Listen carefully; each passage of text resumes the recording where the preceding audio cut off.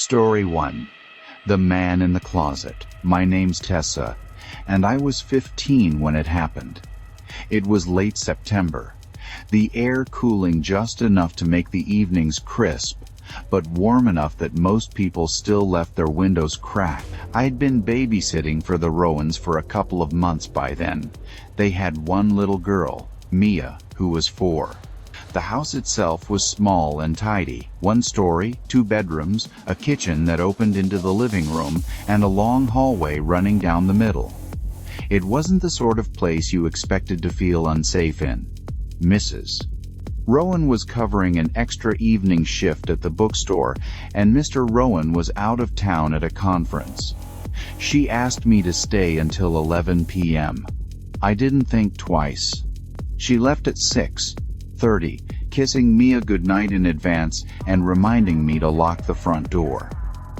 I did, then made grilled cheese for the 2 of us. We ate in the living room while cartoons played softly. Mia giggled through mouthfuls of bread and cheese, crumbs falling into her lap. By 8:00, Mia was yawning. Bedtime was part of the deal, so I guided her to her room. She insisted her closet light stay on, just like she always did. Her mom once told me she was afraid of the dark, but never said why. I tucked her in, smoothed her hair, and left the door ajar so the light could spill out. Back in the living room, I scrolled my phone for a while. The only sounds were the faint hum of the refrigerator and a car passing now and then outside. But around 8:45, I heard something else, a faint, muffled shuffle, like fabric moving. It came from the hallway. I got up, figuring Mia had gotten out of bed, but when I peeked into her room, she was fast asleep, one arm over her stuffed rabbit. That's when I realized the sound was coming from inside her closet. I stood there for a moment, debating whether to check. Finally, I walked over, placed my hand on the door, and listened. Nothing. I slid the door open quickly. Just dresses, shirts, and a plastic bin of toys. No one there. I told myself it was the clothes swaying from air movement. Still, I checked the window. It was shut. I went back to the living room, but that uneasy feeling clung to me. At 9:10, the noise came again, this time followed by something that made my skin prickle. A faint breath. Not Mia's soft, even breathing from the bed, but a slow, deliberate exhale. My heart kicked hard against my ribs. I crept back down the hall. This time I didn't hesitate. I yanked the door open wide and my stomach dropped. Behind a row of hanging clothes, in the back wall of the closet, there was a rectangular cutout, like an access panel. It was just big enough for someone to crawl through, and it was open, revealing a black void beyond. I slammed the closet door shut, scooped Mia up. She stirred, but didn't wake, and carried her to the living room. I called my mom, whispering that I needed her now. She arrived in under 5 minutes, took one look at my face, and didn't ask questions until we were outside. When the police came, they found footprints in the dust on the boards behind that opening, along with an old blanket tucked in the corner of a narrow crawl space between the walls. No one was inside. They never found who it was, or how long they'd been using that space. The Rowans sealed the opening the next week, but I never babysat for them again. Even now, I check my closet before bed, not because I think someone's there, but because once there was.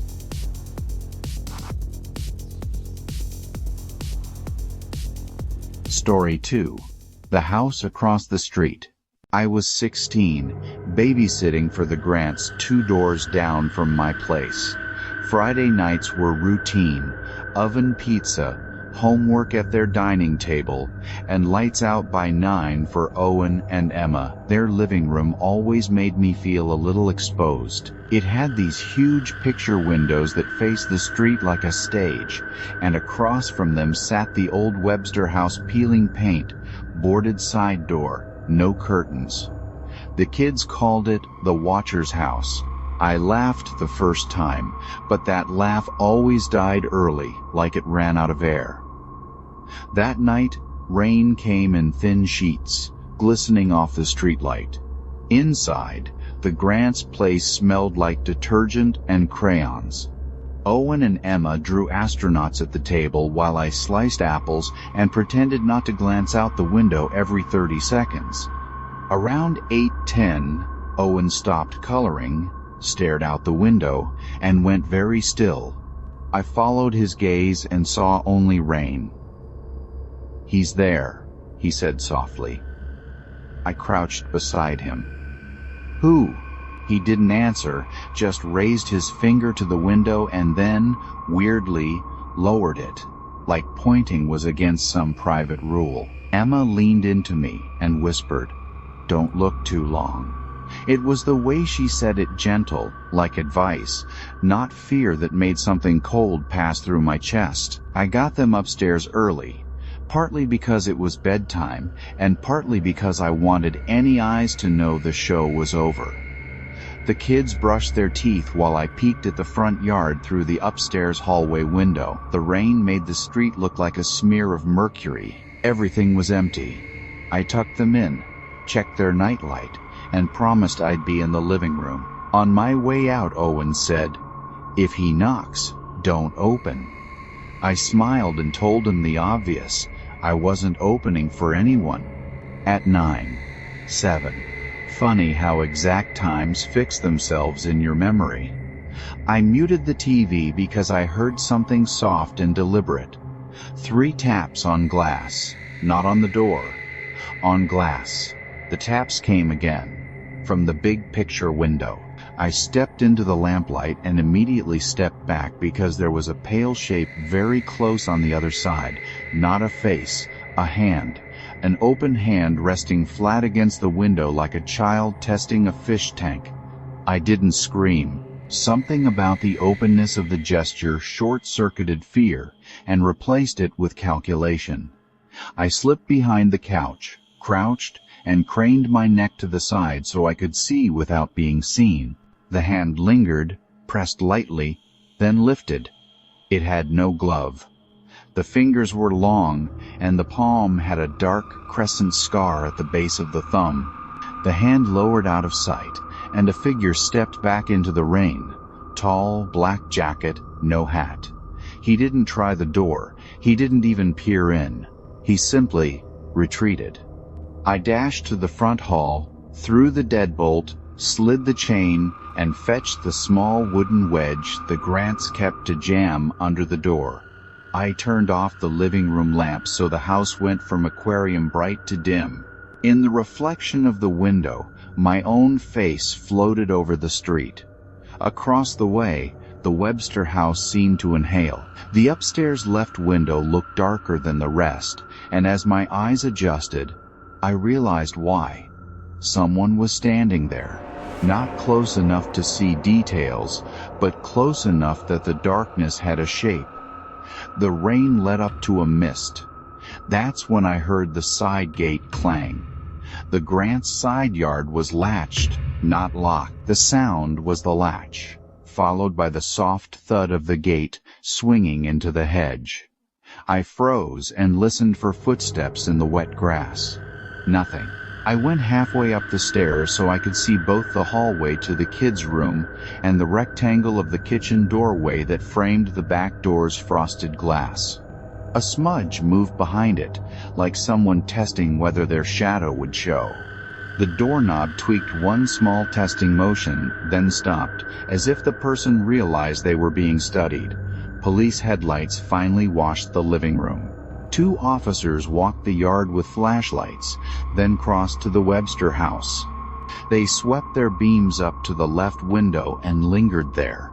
When they came back, one told me they'd found prints in the mud leading to the Grants' gate and more on the Webster porch shoe prints with a worn right heel.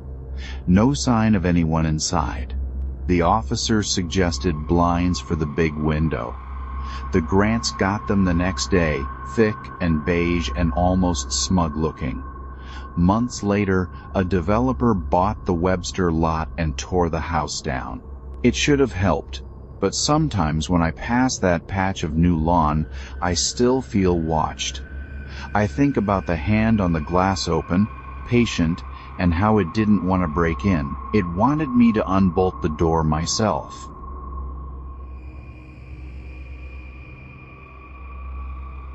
Story 3. The static on the baby monitor. I was 17, and it was my first time with the Harts. New build, open floor plan, and everything a calming gray that looked like a furniture catalog. Their little boy, Caleb, had big eyes and the softest snore I've ever heard. He went down at 8 p.m. without a fight, clutching a stuffed giraffe. It crackles sometimes, she said, embarrassed. It picks up interference from other houses. The Harts left at 8:15. I did a circuit, front door locked, back slider latched, basement door closed. The house hummed in that new construction way. Fridge, HVAC, the occasional click in the ducts like someone politely clearing their throat.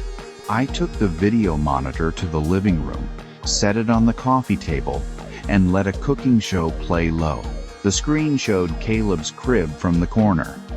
White rails, dim nightlight glow, a blob of toddler in sleep pose. Every 30 seconds the image rippled, like the camera was breathing. I told myself it was compression. The hair rose on my neck the way it does when a stranger says your name in a crowd. I stood and listened long enough for my ears to invent patterns. Then I backed out and returned downstairs, humiliated by how relieved I felt to find nothing. "Just downstairs, buddy," I whispered, trying to be breezy. "It's interference, honey," she said, but she stayed on the line while I walked the floor plan, narrating. Front door locked, sliders locked, garage doors the keypad type, basement door closed. I haven't babysat in a house with a monitor since, and if I hear static in a store or on TV, I still catch that second syllable, the one that isn't a word at all, just someone letting me know they practiced saying my name.